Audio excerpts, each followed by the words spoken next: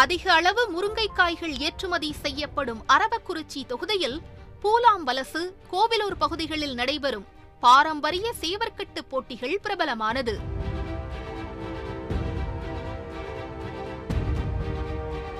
மருத்துவ குணமிக்க செங்காந்தள் மலர்கள் அதிக அளவு பயிரிடப்படுகிறது. செம்மறி ஆடு வளர்ப்பும் முக்கிய தொழிலாக உள்ளது.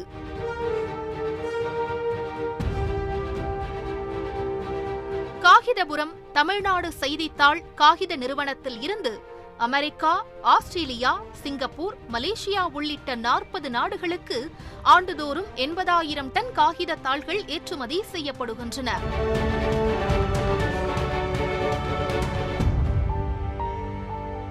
வெஞ்சமாங்கூடலூரில் உள்ள விருத்தகிரீஸ்வரர் ஆலயம் பிரசித்தி பெற்றது.